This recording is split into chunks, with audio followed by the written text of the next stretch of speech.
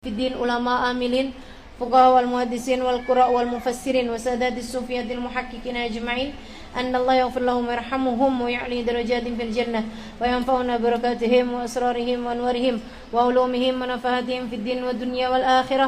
الفاتحة.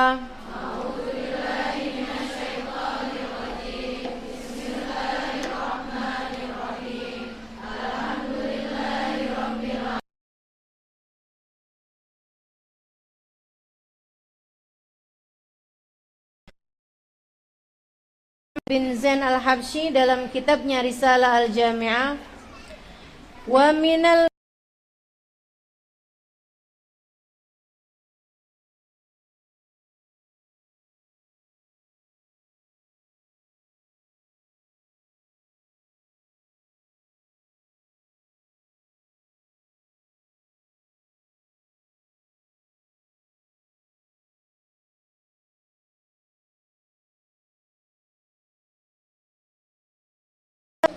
mempercayai ketika Nabi Muhammad bercerita tentang sirat, bercerita tentang mizan, bercerita tentang haud, yaitu telaga Nabi Muhammad, wa ghairi dzalik min umuril akhirah, dan juga ketika Nabi Muhammad bercerita tentang hal-hal yang lain dari urusan akhirat, wal barzakh, percaya ketika Nabi Muhammad bercerita tentang urusan alam barzakh, wa min su'alil malakin, dan percaya ketika Nabi Muhammad bercerita tentang adanya pertanyaan malaikat mungkar dan nakir, wa adzabil qabri, dan juga tentang adanya kenikmatan, adanya adab kubur, wa naimihi, dan kenikmatan dalam kubur.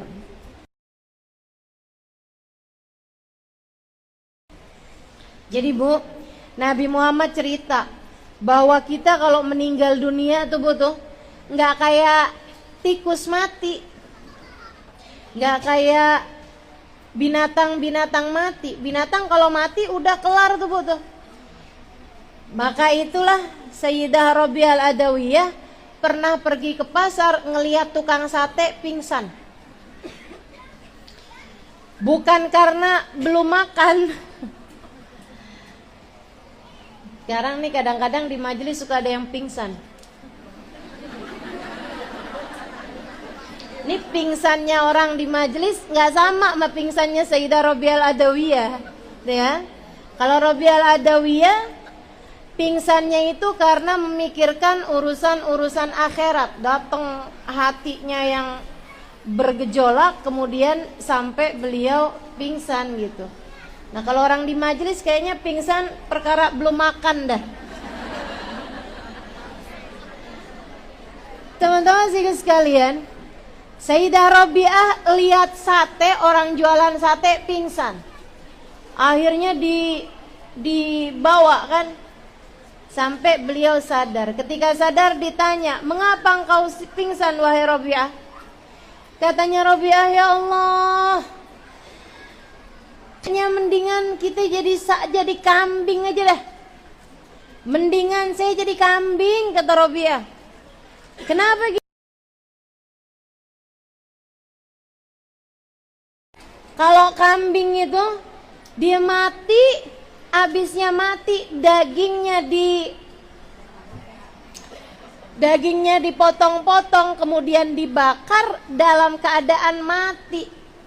Jadi si kambing itu ketika dipotong-potong jadi sate tuh nggak berasa kambingnya. Ada nggak yang pas mau makan,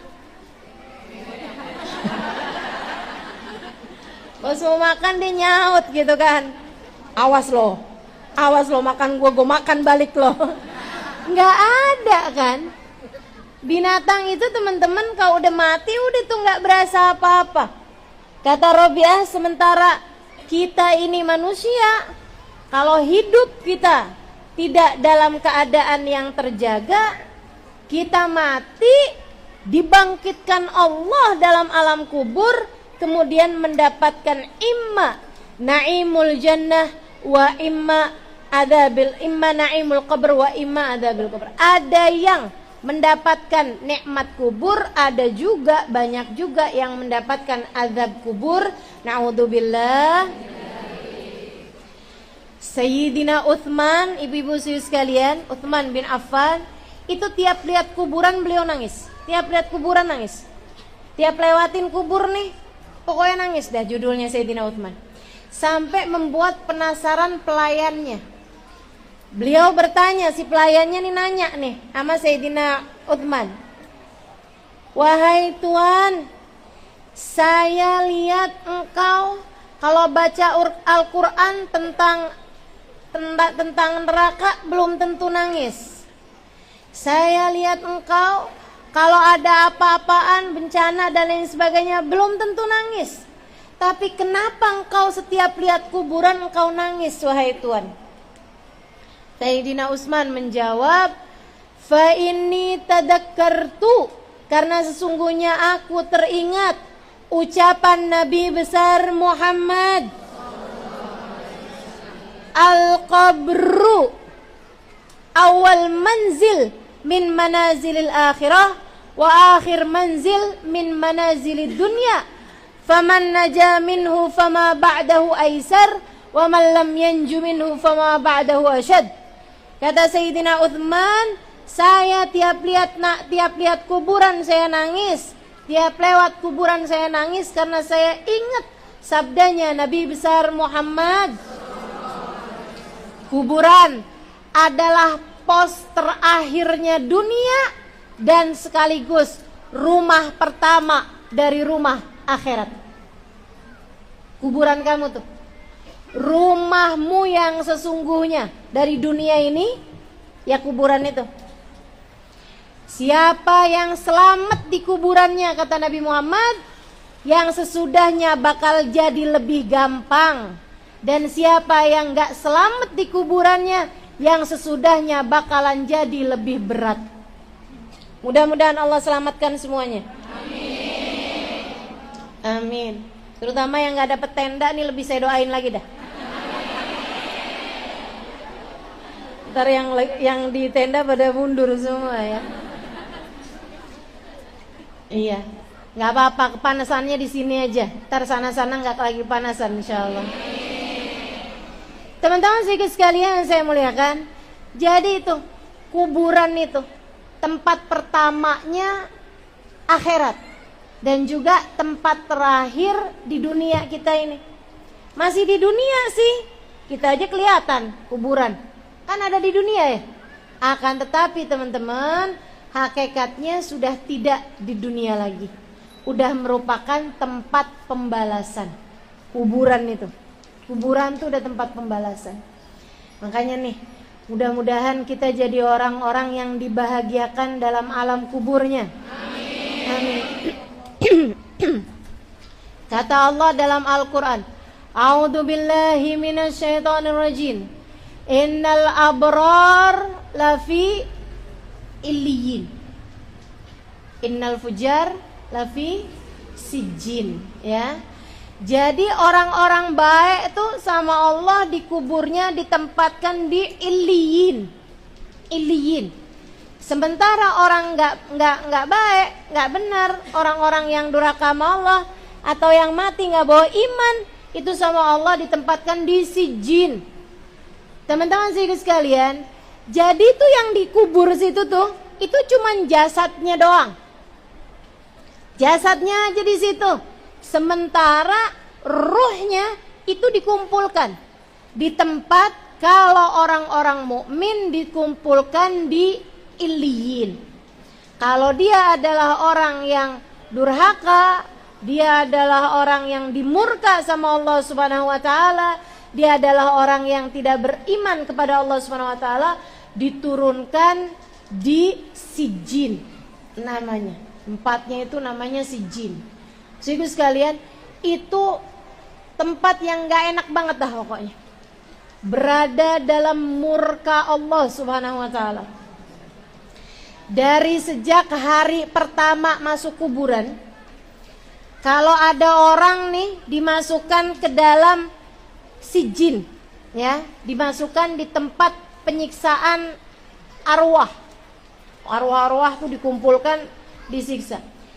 Itu kalau hari pertama aja, hari pertama nih baru semalam nginep di Si jin kalau diwawancara, misal kalau ditanya nih, gimana kamu waktu hidup di dunia?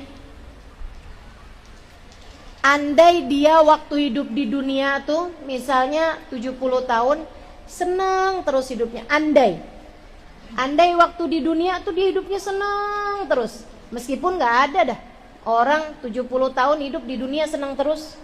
Betul gak? Jangankan 70 tahun, ini kita dalam seminggu aja perasaan gonta-ganti. Entar sedih, entar seneng, entar kecewa, entar bahagia, entar merasa dicinta, entar merasa dibenci, entar lapar, entar kenyang, entar, betul gak? Entar ngantuk. Dalam seminggu aja perasaan kita macem-macem, teman-teman. Nah gimana mau 70 tahun? Tapi ibarat kata nih, misal ada orang hidup 70 tahun seneng terus nih, misal. Tapi di dalam alam kubur dia diadab sama Allah di dalam sijin, ditempatkan di sijin. Itu teman-teman, kalau dia ditanya baru sehari nginep di sijin, ditanya, kamu waktu hidup di dunia gimana rasanya? Dia bakalan bilang, ya ampun, saya waktu hidup di dunia sengsara terus. Lupa kesenangan 70 tahun hanya karena nginep semalam di sijin. Sijin sekali lagi tempat kumpulnya arwah yang dimurka sama Allah Subhanahu wa taala. Sebaliknya, orang-orang yang bahagia tempatnya ada di Iliyin. Ini andai nih, misal ada orang hidup 70 tahun, sengsara terus, sakit, dibenci orang, dikucilkan orang, gitu ya. Hidupnya miskin mulu, gitu kan, nggak pernah makan enak, gitu. Misal nih 70 tahun hidupnya sengsara terus. Ini misal ya, walaupun saya nggak pernah ketemu orang hidupnya susah terus, nggak pernah. Ibu ya, ibu-ibu antara punya duit sama nggak punya duit banyakan mana? Banyakan punya duit. Iya, saya kan nggak nanya banyak apa dikit. Saya kan bilang punya. Antara punya duit sama nggak punya duit banyakan mana? Banyakan punya mulu malahan ibu ya. Ini kan nih ya, 70 tahun misalnya ada orang hidupnya susah terus-terusan. Misal, sakit terus, susah terus, miskin terus, gak pernah dicinta orang, dibenci orang, terus dibully orang, dikata-katain orang. Misal nih, 70 tahun sengsara. Tapi begitu dia meninggal, Allah tempatkan di Iliyin. Nikmat di Iliyin. Kalau diwawancara baru sehari tinggal di dalam Iliyin, diwawancara, gimana kamu waktu hidup di dunia? Dia bilang, saya waktu hidup di dunia seneng, saya gak pernah susah waktu hidup di dunia. Penderitaan 70 tahun terlupakan dengan sehari seneng di Iliyin. Makanya emang mesti banget kita mikirin nasib kita di kuburan nih. Akankah Allah tempatkan kita bersama dengan orang-orang soleh-solehah di Iliyin? Ataukah naudzubillah min dzalik, Allah jatuhkan kita, Allah jerumuskan kita, dan Allah tempatkan kita naudzubillah min dzalik di sijin. Mudah-mudahan Allah selamatkan semuanya insyaallah. Amin. Allahumma inna na'udzubika min adzabil qabri. Ya Allah, kami minta kepadamu, jauhkan kami dari azab kubur. Begitu sekalian saya muliakan. Jadi memang betapa kesenangan dunia ini nih tipis banget. Susahnya tipis, senengnya tipis. Makanya gak usah terlalu ngejer yang di dunia, Bu. Semuanya tipis. Yang 70 tahun aja kan tebel banget tuh 70 tahun. Segitunya aja kena kuburan, lupa semuanya kok gitu. Itu sebabnya saya rasa guru saya Hubaba Bahiyah Itu ibu-ibu saya sekalian, beliau itu tinggalnya di Oman, tepatnya di Solalah, sangat dicinta. Bukan hanya dicintai sama orang Oman aja bu, akan tetapi dicintai bukan hanya dicintai orang warganya di Solalah. Hubabah Bahiyah itu dicintai sama ibundanya Sultan Qobus. Sultan Qobus itu adalah rajanya Oman. Rajanya Oman. Saya tahun 2003 saya diundang sama Hubabah Bahiyah untuk mengisi di madrasah beliau. Saya waktu itu baru keluar dari Tarim ya, setahun kemudian, antara 2003 2004 lah gitu. Itu berarti udah 20 tahunan yang silam ya. Jadi saya udah tua banget nih walaupun kelihatannya masih muda. Karena umur perempuan tuh nggak bisa lihat dari muka, lihatnya dari dengkul.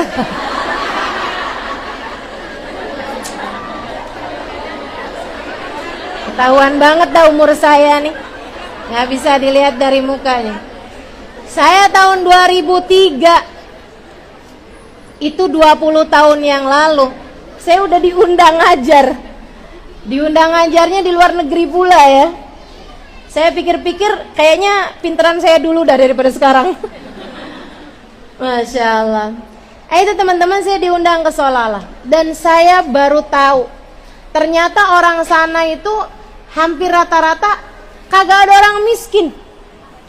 Orang kaya semua rata-rata. Sampai saya tanya gitu, di sini kayaknya nggak ada orang miskin ya? Sekota loh ini. Terus mereka jawab kayak gini, kayaknya kalau dicari-cari ada kali. Cari-cari, selidik-selidiki gitu ya, orang masuk ke rumah orang-orang gitu. Mungkin ada kali Ustazah, katanya gitu. Jadi kalau misalnya saya bilang, jadi kalau zakat atau apa dikemanain gitu, ya kita taruhlah ke negara-negara lain, dia bilang. Karena memang di negara kami, maksudnya di daerah mereka tuh nggak ada orang susah gitu. Mobil di tempat mereka tuh antara BMW sama LC, antara itulah gitu. Memang orangnya rata-rata orang mampu semuanya gitu. Teman-teman saya sekalian, rumahnya Hubabah Bahiyah itu kayak cuman sekamar doang gitu loh, kayak sepetak doang gitu loh. Tapi beliau memang membangun madrasah, membangun kayak madras ya, Hubabah menyebutnya. Tapi lebih kayak, kalau di kita sih lebih kayak majelis taklim gitu. Memang mewah sekali teman-teman. Itu AC-nya tuh keliling, dia pasang AC-nya itu mewah banget. Nah tapi Hubabah Bahiyahnya nggak tinggal di madras dong, tentu saja beliau tinggal di rumahnya. Rumahnya itu cuman sepetak doang. Saya mau nyampe ke rumahnya nggak boleh sama Hubabah. Udah kita ketemu di sini aja, di madras aja gitu. Terus saya, kenapa sih Hubabah nggak bolehin kita ke rumahnya gitu? Akhirnya saya dengar cerita dari orang-orang di situ, dari teman-teman saya di Solalah itu ya. Mereka bilang kayak gini, Hubabah Bahiyah mah nggak pernah izinin siapapun buat datang ke rumahnya. Kenapa gitu saya bilang? Karena rumahnya itu kecil banget, itu cuman ada kain buat tidur, kamar mandi, sama barang-barang tuh kayak piring cuman 2 biji gitu. Semuanya serba terbatas.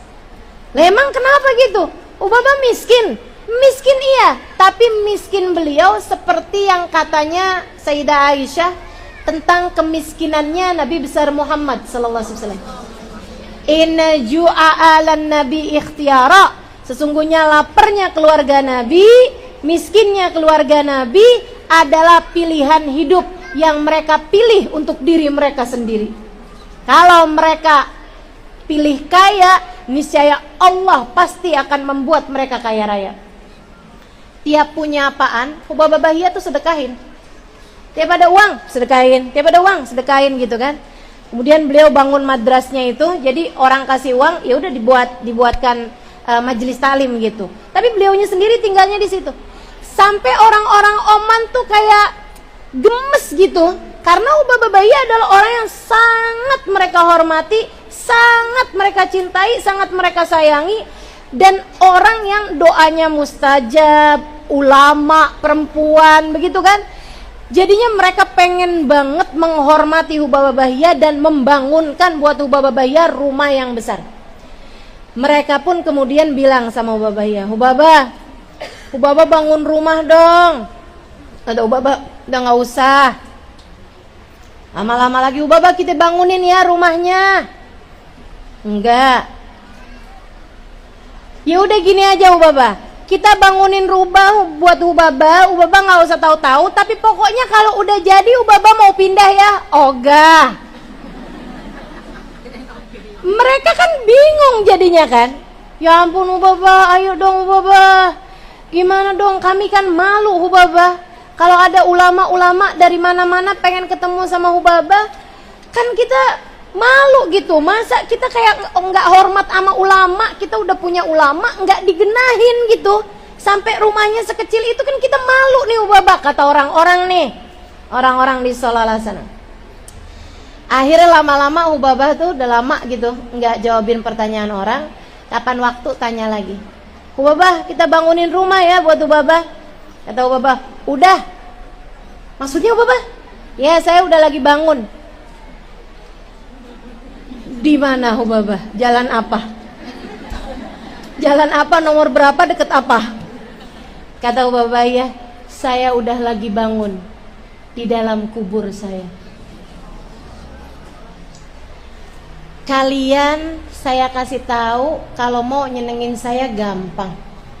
Kalian gak usah bangunin rumah saya di dunia ini. Rumah itu bentaran, saya bakalan tinggalin, kata Hubabah. Saya tinggal nunggu hari aja. Habis itu juga saya tinggalin.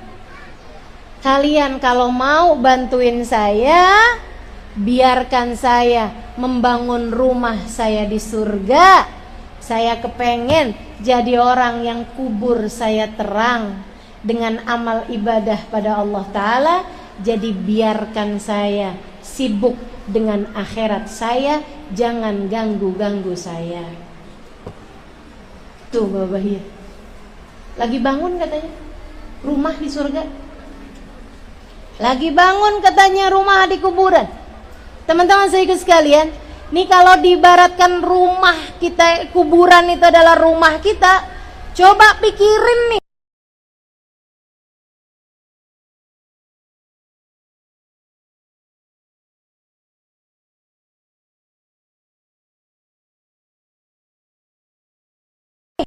Kira-kira kamu ini termasuknya yang lagi kayak gimana nih sekarang? Udah lagi ngebangun, udah beli tanah, apa udah mulain ngecor?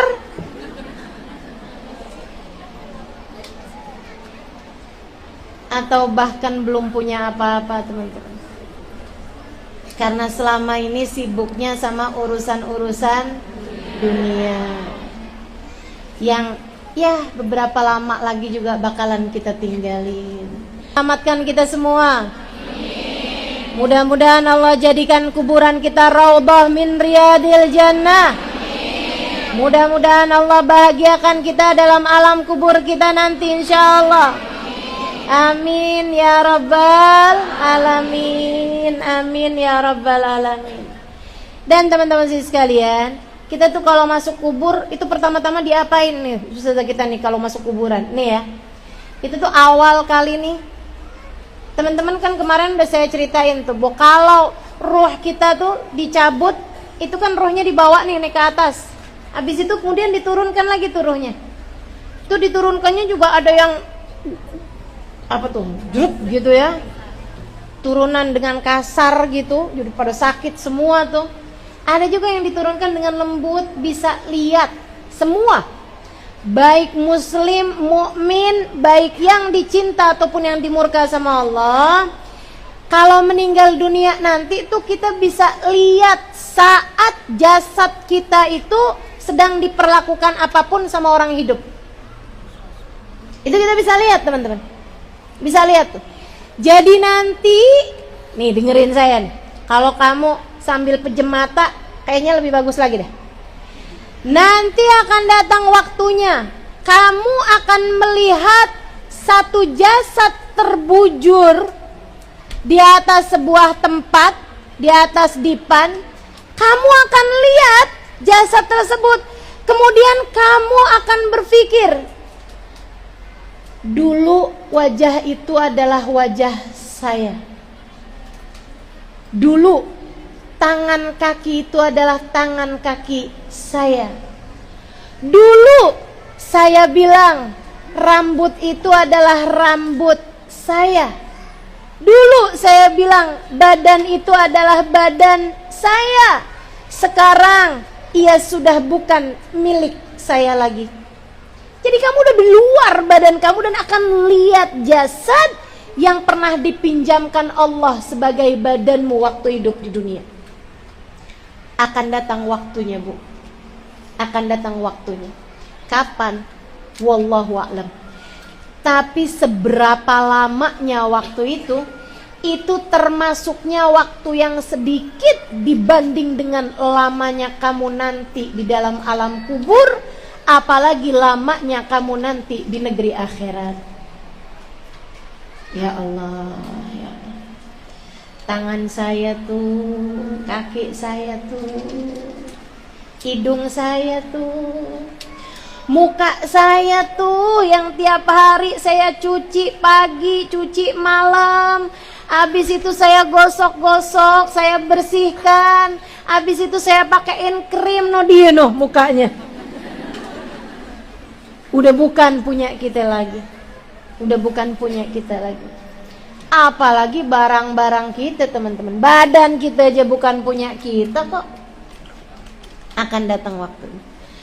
Nah, kita terus liatin tuh apa yang orang lakukan kepada badan kita. Makanya nggak boleh ya, yang bukan mahram jangan lihat-lihat badannya orang yang bukan mahramnya. Nggak boleh tuh. Ada tetangga nih, laki-laki gitu ya. Ada tetangga laki-laki gitu kan. Kemudian datang ke rumahmu ketika saudaramu atau ibu kamu atau adik kamu meninggal dunia gitu. Terus dia bilang, saya mau lihat dong. Nggak boleh, teman-teman. Kalau dia laki-laki nggak boleh lihat. Yang boleh lihat hanya mahramnya aja. Jangan sampai nih, waktu hidup saya nggak pernah bisa lihat Ustazah Halimah, sekarang mau lihat dong. Mukanya itu sudah meninggal. Penasaran banget dah saya cari-cari di Instagram kagak ada. Nyari di mana-mana nggak ada. Boleh dong saya lihat sekarang mukanya. Nggak boleh, teman-teman. Lagi hidup aja nggak boleh, mati pun juga sama-sama nggak boleh. Jadi yang boleh lihat hanya yang mahramnya aja. Begitu kan? Nah, saudariku sekalian yang saya muliakan, itu orang yang hidupnya, orang yang meninggalnya tuh, dia lihat tuh di sekitar kamu. Makanya kalau ada orang meninggal dunia, jangan ngomong yang nggak benar tentang orang tersebut. Walaupun benar, nggak boleh menyampaikan aib-aibnya. Paham ya? Kata Nabi Muhammad, kufu an masawi mautakum. Diamlah kalian dari aib-aib orang yang sudah meninggal dunia di antara kalian. Diam, jaga mulut. Apalagi kalau kamu adalah tukang mandiin jenazah. Kalau kamu lihat macem-macem, jaga mulutnya. Terutama yang gak bagus, jangan cerita sama siapapun. Mandiin jenazah itu amanat. Ibu, mandiin jenazah itu amanat. Amanat. Gak boleh cerita-ceritain sama orang-orang aibnya sahibul jenazah tadi ini. Apapun aja, jangan pernah ngomong yang gak bagus tentang yang sudah meninggal dunia. Kufu, kata Nabi Muhammad, an masawi mautakum. Jaga lisan kalian dari membicarakan hal-hal yang kurang baik tentang orang-orang yang sudah meninggal dunia di antara kalian. Karena mereka dengar. Jangan sampai ada orang meninggal dunia kamu gibahin gitu. Jangan. Kalau orang masih hidup boleh Ustazah, ya nggak boleh juga. Orang masih hidup nggak boleh juga. Orang udah meninggal dunia, jenazahnya masih di situ, lebih nggak boleh lagi. Hati-hati. Bikin sedih tuh.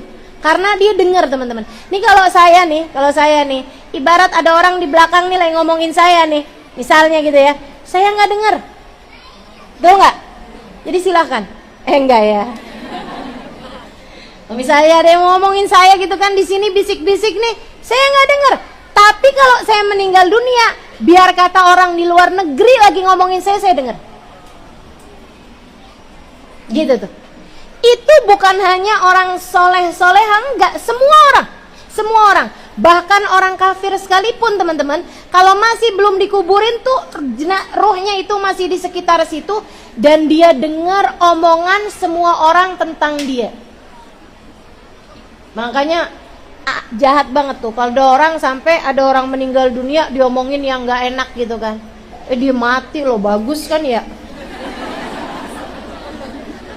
Kagak ada lagi yang tukang gangguin laki kita ya. Astagfirullah, jangan. Kasihan, sedih jenazahnya. Rohnya dengar tuh teman-teman, rohnya dengar. Jadi seperti itu. Nah, nanti tuh sampai dimasukkan dalam kubur, itu juga rohnya nggak bisa jauh-jauh dari badannya. Jadi kayak masih punya ikatan. Tiap badannya itu dibawa kemana, rohnya ikutan. Rohnya ikut sampai kemudian masuk di dalam kubur. Rohnya pun kemudian masuk dalam kubur, habis itu dimatiin, set, nggak sadar apa-apa.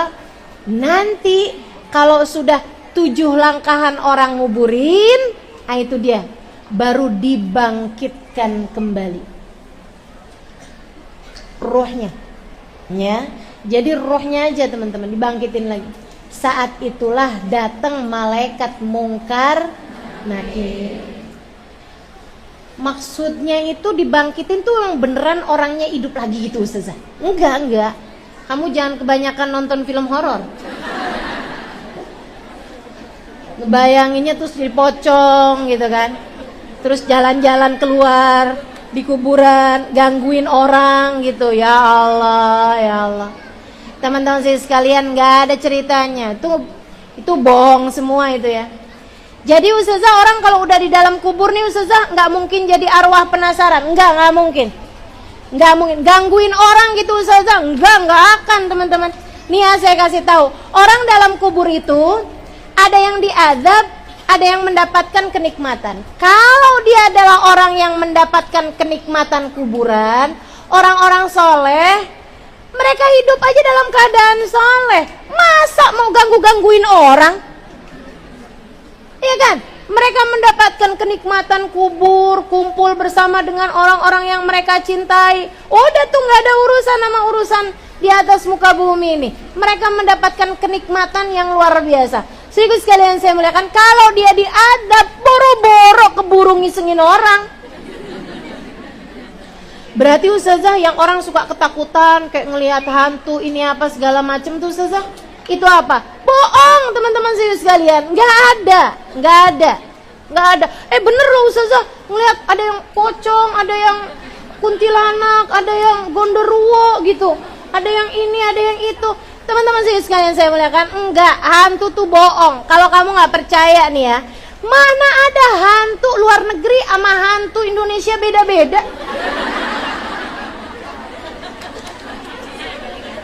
Masa iya? Itu gak masuk di akal. Ya Allah, hantu di luar negeri kayaknya kaya-kaya dah, pakai jas. Masa gak? Hantu di Indonesia, ya ampun kesianan. Kalau gak pocong, kalau gak kuntilanak, kalau gak sundel bolong. Masya Allah. Jadi nggak ada tuh Ustazah, nggak ada tuh hantu-hantuan, nggak ada. Sianan banget sih, sekalinya jadi suster ngesot. Itu ya, abstrak banget tuh, absurd banget tuh. Udahlah jadi suster kan mestinya satset ngesot coba. Yang punya ide itu loh, bikin hantu suster ngesot tuh siapa gitu. Bener-bener dah. Berarti nggak ada nih Ustazah, hantu itu nggak ada, makhluk lain kayak gitu-gitu nggak ada. Ada. Makhluk lain itu ada, namanya jin. Emang suka gangguin orang? Kalau jin emang suka gangguin orang, suka iseng. Ya, itu yang biasanya suka nakut-nakutin apa gitu, nyerupain kayak manggil gitu kan. Padahal enggak gitu, atau bikin takut lah gitu. Kalau waktu gelap-gelap gitu, ntar dia iseng pintu dibuka sendiri, ditutup sendiri, itu emang beneran ada itu. Namanya jin, teman-teman sekalian. Tapi saya kasih tahu nih ya, biar teman-teman nggak takut. Orang kalau bisa ngelihat jin itu, gini nih, jin itu kalau sampai nyerupain orang atau dia gangguin orang, itu biasanya jin yang sedang bermasalah. Jin yang lagi stres gitu, jin lagi galau tuh. Jadi dia kalau gabut, kalau stres, kalau galau kayak gitu tuh, deketin orang gitu, dia kayak ngerasa gua nggak diterima nih di kalangan jin, coba cari temen dari kalangan manusia gitu. Ini beneran ini beneran, ini wawancara dengan jin nih. Maksudnya saya baca wawancara dengan jin tuh seperti itu. Jadi kalian kalau dideketin sama jin, daripada ketakutan, mendingan kamu tanya, lo lagi ada masalah apa?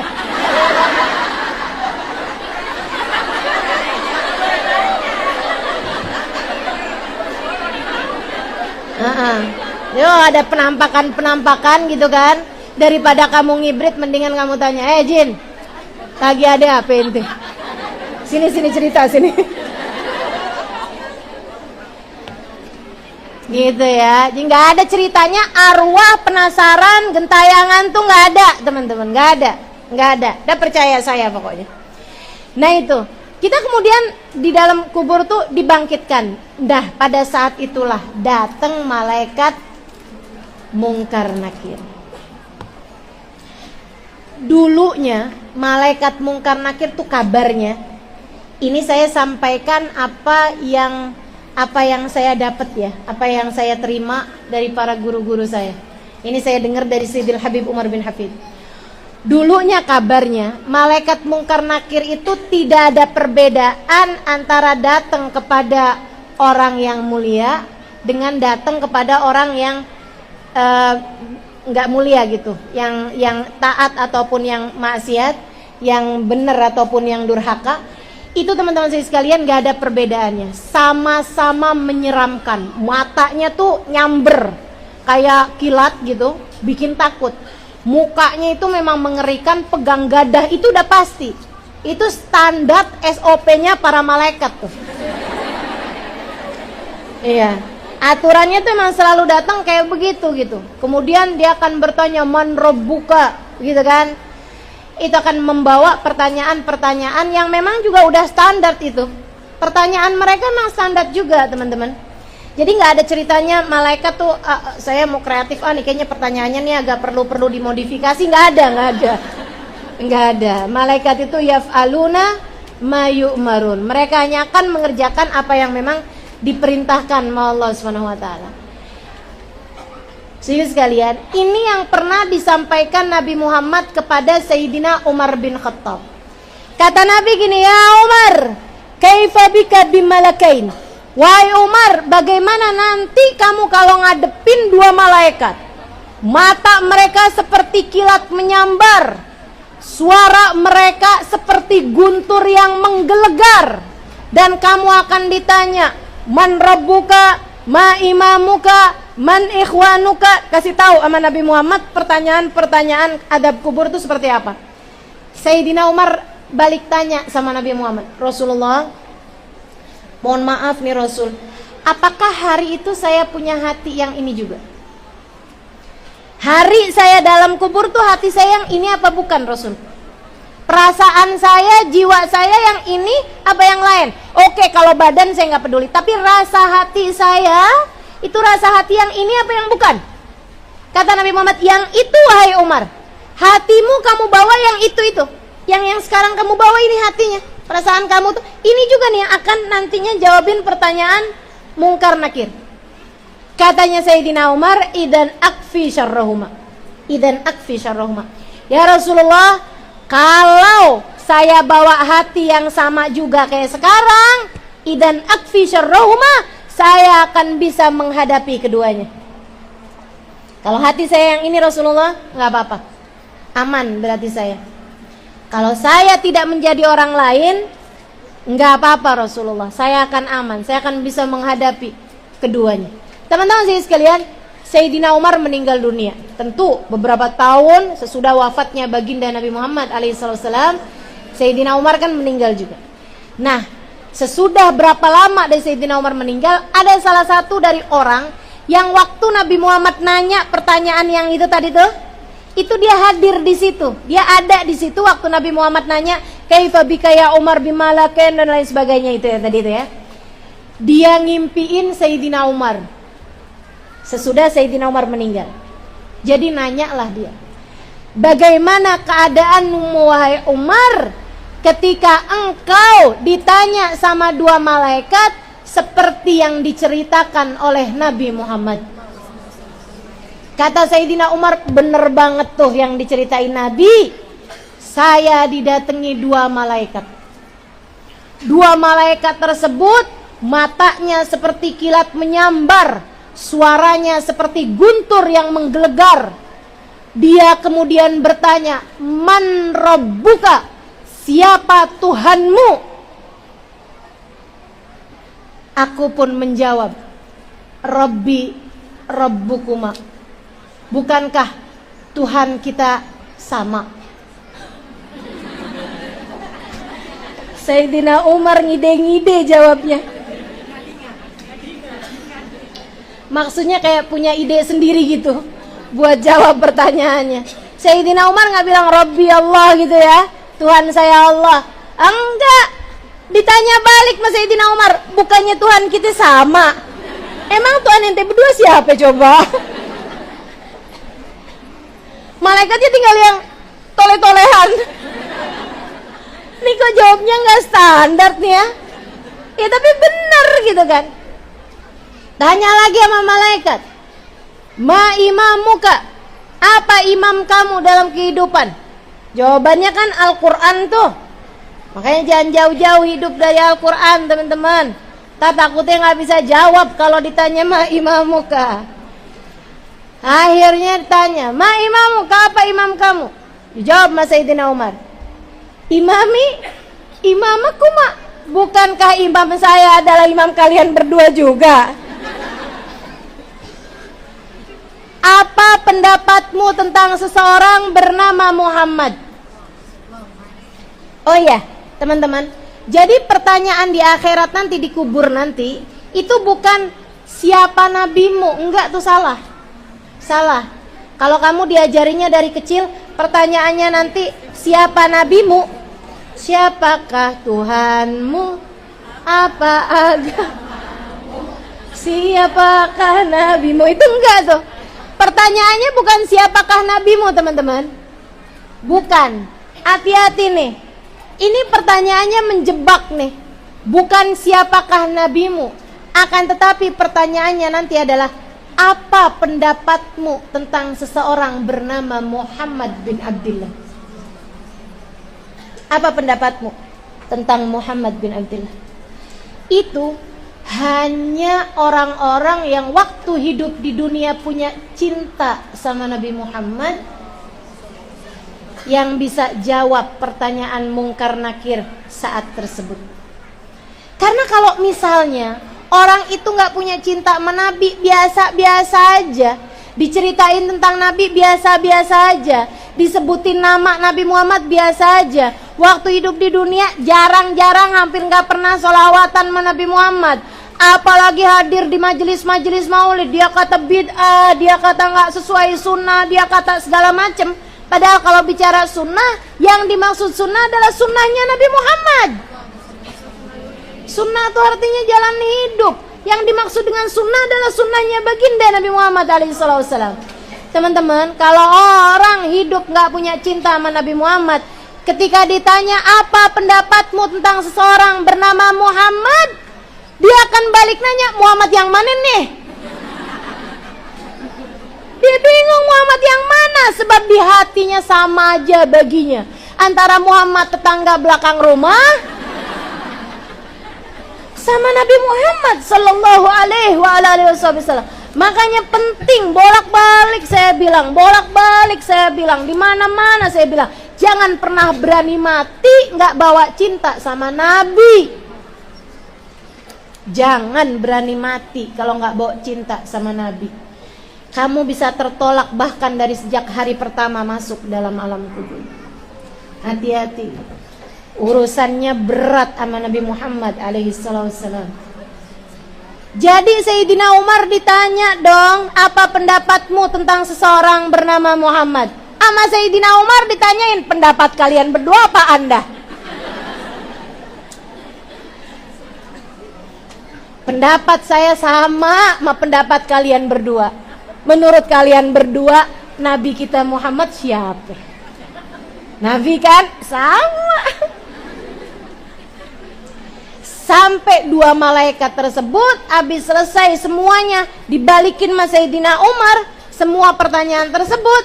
Dua malaikat itu mengatakan, Rajul laqanallahu hujjatah. Ini adalah seorang laki-laki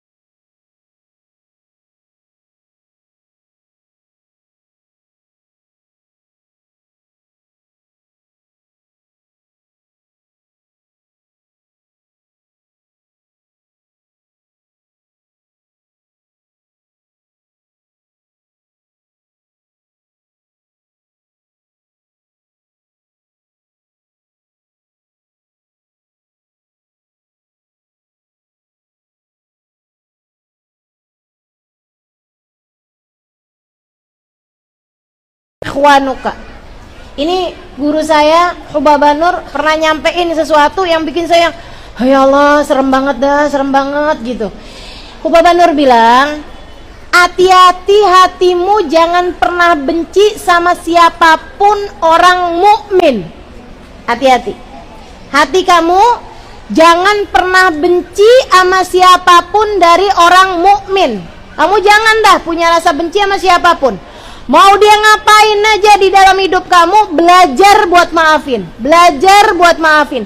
Ingat, gak ada sesuatu terjadi kecuali dengan izin Allah. Jadi kamu mau disakitin kayak apa, kamu mau ditipu, kamu mau dikatain, kamu mau dibully, kamu mau diapain aja sama orang mukmin di atas muka bumi ini, jangan simpan dendam dalam hati kepadanya. Maafin, maafin, maafin.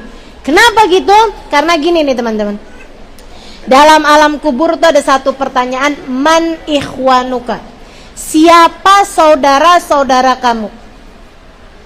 Jawaban benernya adalah al-mu'minuna ikhwani. Orang mukmin semuanya saudara-saudara saya. Jadi jawabannya tuh bukan siapa saudara-saudara kamu? Kami 5 bersaudara. Kakak yang pertama namanya sini, nggak gitu, nggak gitu. Itu salah kamu tuh bakalannya. Saudaraku sekalian, jadi jawabannya adalah al-mu'minuna ikhwani. Orang mukmin adalah saudara-saudaraku. Kata Baba Nur, khawatir kalau kamu ada benci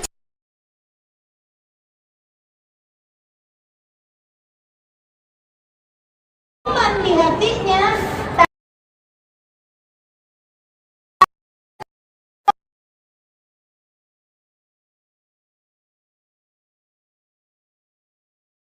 alasanmu untuk menjawab pertanyaan mungkar nakir. Kenapa gitu? Karena seolah-olah tuh kamu kan mau bilang semua orang mukmin saudara-saudara saya.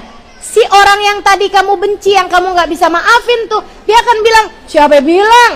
Buktinya saya orang mukmin tapi kamu benci sama saya, kamu nggak nganggap saya saudara, kamu nganggap saya musuh. Enggak, kamu bohong. Kamu nggak bisa bilang al-mu'minuna ikhwani sebab kamu tidak menganggap saya, padahal saya orang mukmin, kamu tidak pernah menganggap saya saudara. Hati-hati. Jangan sampai kebencianmu kepada seseorang membuatmu tidak dapat menjawab pertanyaan mungkar nakir. Dijahatin sama orang udah aja, maafin, maafin, maafin. Biar kata gimana dia saudara saya. Kan begitu? Biar kata gimana adalah ilaha illallah Muhammad Rasulullah di hati dia. Kalau ngelihat orang macem-macem didoain aja, didoain aja. Ya Allah, ampuni dia, ampuni saya. Udah gitu aja. Ngelihat orang pakaiannya terbuka, dia tetap saudara kita. Kalau kita punya saudara ada yang pakaiannya terbuka, kamu ngapain? Kamu akan doain kan? Iya nggak? Kamu punya adik pakaiannya terbuka, kamu nasehatin atau sekurangnya kamu doain, gitu. Maka demikian pula kalau ada orang berbuat maksiat, ada orang ngerjain ini itu segala macam, doain aja. Dan minta pada Allah, ya Allah ampunilah dosanya, ampunilah dosa saya ya Allah. Ampuni dosa kami semuanya. Apalagi bulan Rajab seperti ini ya, mesti banyak-banyak minta ampun sama Allah Subhanahu wa taala. Jadi sekalian, ini yang seru Sayyidah Robiah Adawiyah dengan malaikat mungkar nakir. Tahu kan siapa Robiah Adawiyah? Itu orang hatinya penuh cinta sama Nabi besar Muhammad sallallahu alaihi wasallam. Hatinya penuh cinta kepada Allah Subhanahu wa taala. Jadi Robiah Adawiyah itu, Bu, cinta sama Allah yang cinta banget gitu. Cinta banget sama Allah. Dia tuh dari cintanya sama Allah, nih kalau Habib Ali Habsyi nyampe ke Allah lewat jalan cinta kepada Nabi Muhammad, gitu kan ya. Robiah Adawiyah ini juga sama, masuk ke hadirat Allah sampai wusul, sampai futuh, sampai nyampe kepada Allah Subhanahu wa taala, jadi waliyah min auliyaillah, jadi kekasih Allah Subhanahu wa taala lewat jalur cinta kepada Allah. Cinta banget sama Allah. Cinta banget sama Allah. Makanya Robiah Adawiyah diapa-apain enggak apa-apa, semuanya dari Allah. Dikasih sakit, Robiah Adawiyah sakit nih, sampai ditengokin orang. Tanyain, Robiah, kamu kan doanya mustajab, tinggal doa aja, minta sama Allah, ya Allah, saya sakit, sembuhin saya ya Allah. Kamu akan diijabah sama Allah doanya. Kata Robiah Adawiyah, enggak malu. Malu gimana Robiah? Iya malu, baru bentaran soalnya, ntar aja. Kalau saya sakitnya udah lebih panjang daripada sehatnya, saya akan minta sama Allah biar dikasih sembuh. Tapi selagi sakit saya masih lebih pendek daripada masa sehat saya masih malu untuk minta sama Allah dikasih kesembuhan. Jadi Robiah nih pokoknya apaan ingat Allah terus, nggak pernah lupa sama Allah dan cinta sama Allah. Sampai Robiah berani bilang kayak begini. Nah kalau kita jangan berani ngomong kayak begitu. Robiah aja nggak apa-apa, kita mah jangan. Kata Robiah gini, ya Allah, kalau engkau lihat saya ibadah cuman karena kepengen surga, jangan masukin saya ke surga. Ya Allah, kalau engkau lihat saya ibadah hanya karena takut neraka, masukin saya ke dalam neraka. Ya Allah, engkau tahu saya ibadah enggak karena takut surga, enggak karena takut neraka, enggak karena kepengen surga, akan tetapi karena mencintaimu, jangan halangkan saya dari perjumpaan denganmu ya Allah. Orang kalau cinta kan ngarepnya ketemu. Jadi Robiah bilang, saya nih ibadah karena cinta padamu ya Allah, jadi balasannya juga pertemuan denganmu. Gitu kata Robiah. Ya, kalau kita takutnya kalau ngomong kayak begitu, ya Allah kalau engkau tahu saya ibadah karena takut neraka, masukin saya ke neraka. Takutnya dimasukin beneran. Masya Allah, jangan dah pokoknya kita jangan berani nyebut kayak yang sebut sama Sayyidah Robiah. Ini teman-teman, cinta mati, cinta banget sama Allah. Sampai isi hidupnya tuh sholat, zikrullah, baca Quran, merasakan kenikmatan yang luar biasa. Sebab saat-saat ibadah kan bersama dengan Allah. Sampai dikabarkan Robiah Adawiyah tuh kalau malam punya 1000 rakaat. 1000 rakaat kalau malam. Kalau siang dia bikin kuburan, dibaca Quran. Sampai hatam 1000 kali hataman Quran di kuburnya. Yang dipersiapkan bakalan jadi kuburnya Robiah Adawiyah. Itu teman-teman sekalian kerjaannya Robiah dan berasa nikmat dalam ibadah. Sampai beliau itu kalau datang subuh sedih. Kata Robiah Muhammad nih, mundu arba'ina sanah illa tulu'ul fajri shadiq. Gak ada yang bikin saya sumpek, gak ada yang bikin saya sedih selama 40 tahun terakhir masa hidup saya, kecuali terbitnya fajar. Saat datang subuh saya sedih. Ya ampun, udah gak bisa tahajud lagi nih. Mesti nunggu malam lagi nih mau buat tahajud nih. Ya Allah, lama bener nih nungguin. Kapan nih bisa tahajud lagi? Mesti nunggu berapa jam lagi. Sedih hati Robiah. Ibu-ibu juga ya, kalau datang subuh kan sedih. Kayak perasaan baru tidur udah subuh aja. Ya pokoknya kan sedihnya sama, walaupun beda sebabnya ya. Nah ini teman-teman, Robiah Adawiyah masuk kuburan dong, meninggal. Robiah Adawiyah meninggal. Beberapa lama sudah Robiah Adawiyah meninggal, ada yang ngimpiin Robiah. Dia pun bertanya, bagaimana keadaanmu wahai Tuan, ya Sayyidah? Bagaimana keadaanmu wahai Sayyidah Robiah Adawiyah ketika kamu ditanya sama malaikat Mungkar Nakir? Kata Robiah Adawiyah, iya tuh aneh banget dah. Kata Robiah nih, kenapa emang? Nah saya kan waktu hidup gak pernah lupa ya sama Allah. Jadi saya ditanya, man rabbuka? Nah kan aneh. Nah Allahnya saya gak pernah lupa. Masa saya ditanya Tuhan kamu siapa? Kayak istri nih, luar biasa solehahnya sebagai seorang istri. Misal ada istri teladan banget dah, sayang sama suaminya, cinta sama suaminya, ngurusin suaminya benar-benar. Suaminya tuh pokoknya di atas kepalanya, di atas matanya gitu. Maksudnya itu yang dipikirin itu suaminya, terus apaan semuanya suaminya. Kalau dia keluar ke sini-sini juga dipikirin suaminya terus gitu. Tiba-tiba ada orang nanya kayak begini nih, kamu punya suami? Lah, gimana Gimana sih? Saya ini adalah seorang pecinta sejati kepada suami saya. Kok bisa-bisanya kamu nanya saya punya suami? Ya kan aneh, kamu pikir saya ngerjain semuanya buat siapa kalau bukan buat suami saya? Kayak gitu loh. Jadi Robiah ngerasa, nih saya gak pernah lupa sama Allah. Kok saya ditanya man Rabbuka? Aneh banget kan? Man Rabbuki, kata malaikat nih, siapa Tuhan kamu? Robiah Adawiyah jawabnya kayak gini. Wahai malaikat yang diutus oleh Allah, saya minta kepada kalian berdua, kembalilah kepada Dia yang telah mengutus kalian berdua. Sampaikan salamku padanya. Katakan padanya, bukankah di antara sekian juta hamba-hambanya ada Robiah yang tidak pernah lupa padanya barang semenit pun juga. Tak mengapa dia memperlakukan aku seperti apapun, tapi masa dia utuskan 2 malaikatnya hanya untuk bertanya kepada saya siapa Tuhan saya? Baiklah kalau gitu Tuhan. Malaikatnya pamitan. Ya Allah. Jadi untuk hamba-hamba tercinta di sisi Allah, itu malaikat mungkar nakir, mereka menghadapinya dengan cara-cara yang luar biasa. Kita yang gak usah mikir-mikir mau ini ya, mau ngide-ngide gitu. Ntar saya gimana yang ngadepin malaikat mungkar nakir ya. Asal bisa jawab aja udah bagus dah.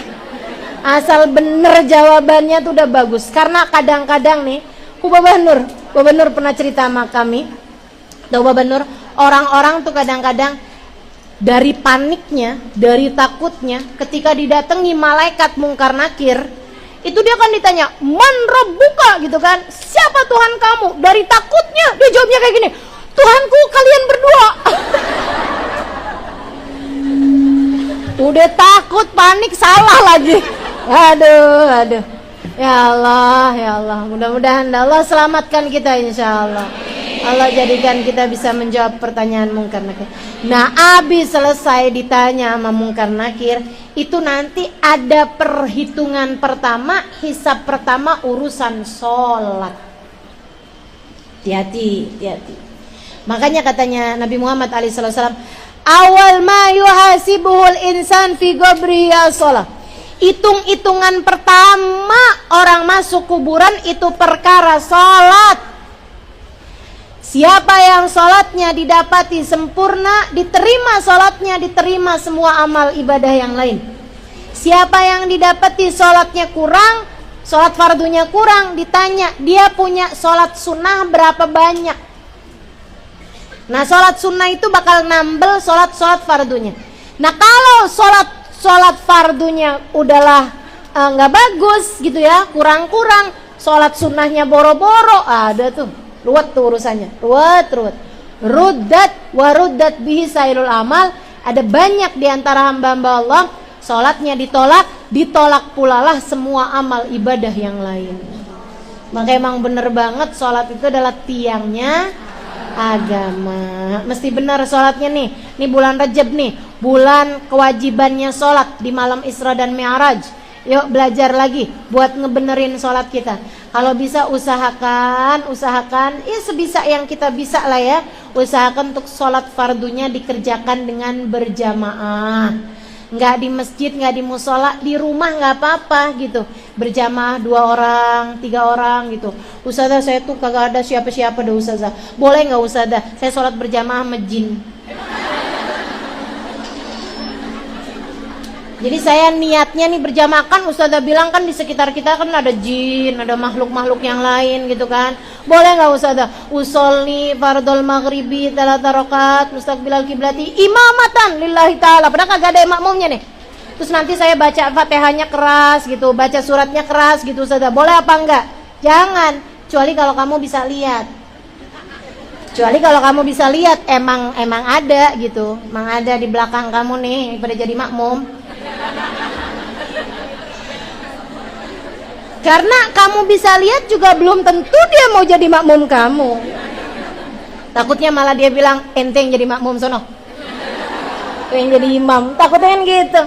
Atau takutnya juga kayak begini nih, pas dia jadi imam gitu kan, pas kamu jadi imam gitu ya, awal-awal kamu lihat masih belum ada nih, tapi kamu maksa aja nih, ghairil maghdubi alaihim waladdallin, amin.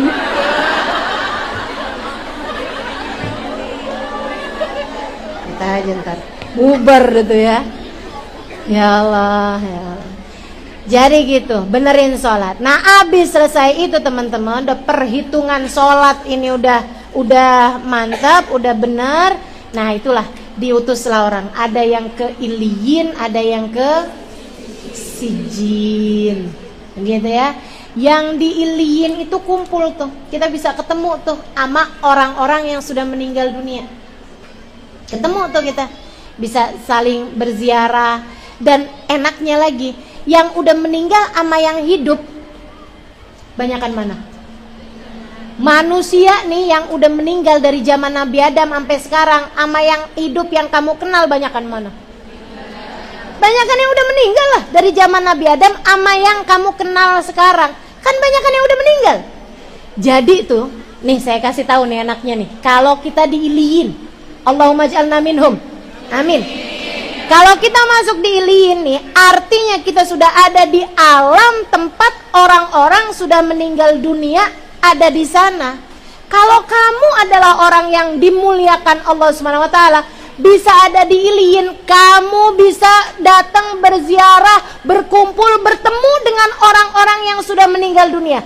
Teman-teman saudaraku sekalian, Sayyidah Fatimah udah meninggal dunia. Sayyidah Aisyah udah meninggal dunia. Sayyidah Khadijah sudah meninggal dunia. Sayyidah Aminah sudah meninggal dunia. Para imam-imam kita, Imam Syafi'i, Imam Malik, Imam Hambali, Imam Ghazali sudah meninggal dunia.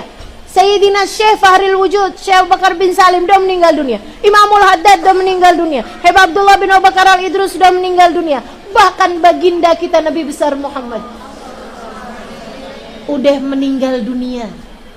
Teman-teman sekalian, kalau kamu diterima sama Allah Subhanahu wa taala di Iliyin dan kamu diizinkan oleh Allah Subhanahu wa taala karena kamu adalah manusia yang mulia di sisinya, kamu bisa datang sowan-sowan, berkunjung-kunjung kepada para ulama, kepada perempuan-perempuan salehah.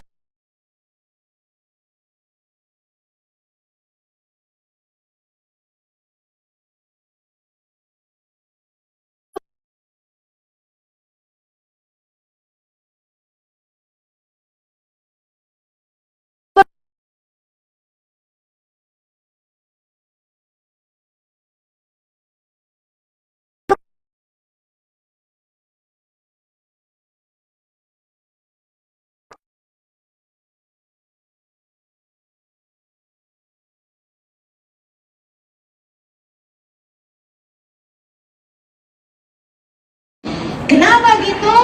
Karena seolah-olah tuh kamu kan mau bilang semua orang mukmin saudara-saudara saya. Si orang yang tadi kamu benci, yang kamu gak bisa maafin tuh, dia akan bilang, siapa yang bilang?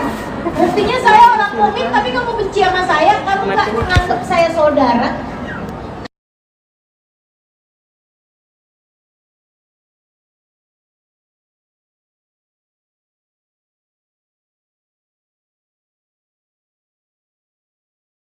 Kenapa gitu? Karena seolah-olah tuh kamu kan mau bilang semua orang mukmin saudara-saudara saya. Si orang yang tadi kamu benci, yang kamu gak bisa maafin tuh, dia akan bilang, siapa yang bilang? Buktinya saya orang mukmin tapi kamu benci sama saya, kamu gak menganggap saya saudara.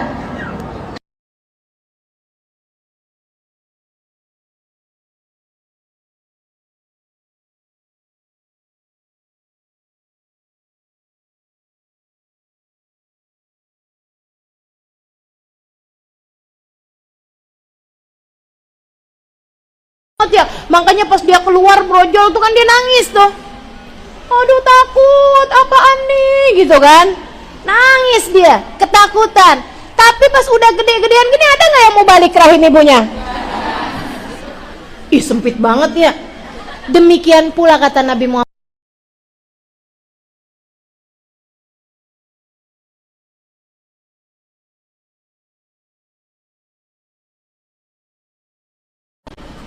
Gitu. Makanya orang begitu mati kagak ada yang balik lagi.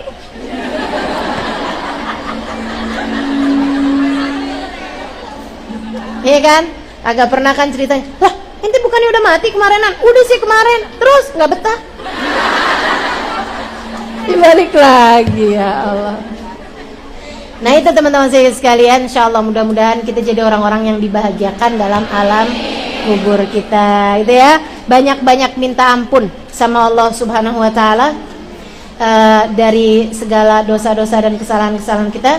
Terutama sekarang ini nih, kita ada di bulan Rajab, kita mesti banyak-banyak minta ampun pada Allah Subhanahu Wa Taala. Insya Allah Allah Subhanahu Wa Taala bahagiakan alam kubur kita, insya Allah. Allah ampuni dosa-dosa kita, insya Allah. Ini bulan banyak banget dah diturunin ampunan Allah Subhanahu Wa Taala. Angkat tangannya antara habis subuh tuh, kalau habis subuh sama habis maghrib, begitu habis selesai salam salat gitu, assalamualaikum warahmatullahi wabarakatuh, Allahumma ufirli warhamni wa tub alayya, Allahumma ufirli warhamni wa tub alayya, Allahumma ufirli warhamni wa tub alayya. Berapa banyak?